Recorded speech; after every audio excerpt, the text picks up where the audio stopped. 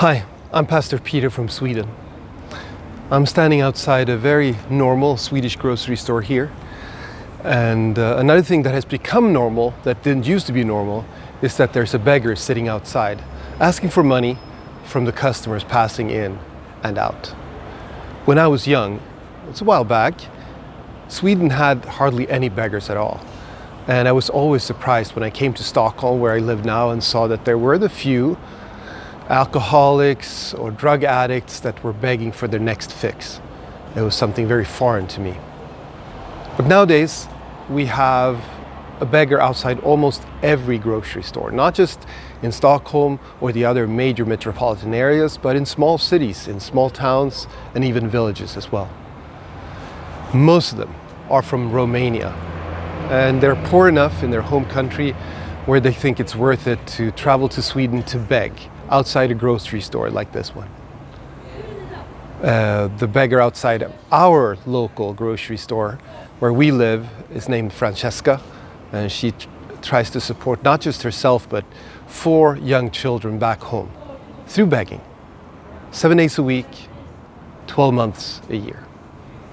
I think for most of us, begging would be the last option when there was no other option that we could see to support ourselves and our family.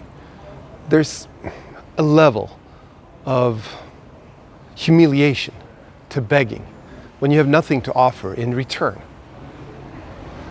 We would like to be in a position where we could barter, where we could offer something for what we're asking somebody to give us. And yet, this demeaning and humiliating situation is a perfect analogy for our relationship with God. Because when we come in front of God, we have nothing to offer in return when we ask Him for something. We can't say, look at all my good deeds, because then He will say, you are a sinner. Look at all your bad deeds. And we can't say, hey, I'm a better person than my neighbor at least. Look at her. She's cheating on her husband, and I heard that she steals every once in a while. And God says, don't compare yourself to her.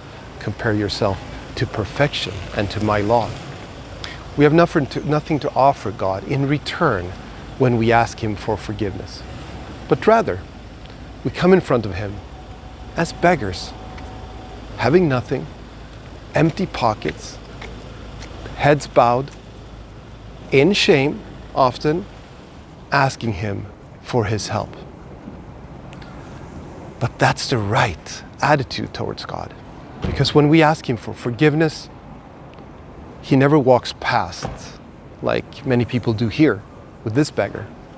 He never says, I don't have time for you. He never says, you don't deserve it. He never says, go get a job instead. But rather He says, yes, I love you. I want to help. You have my forgiveness. Not only that, through Jesus, you have eternal life.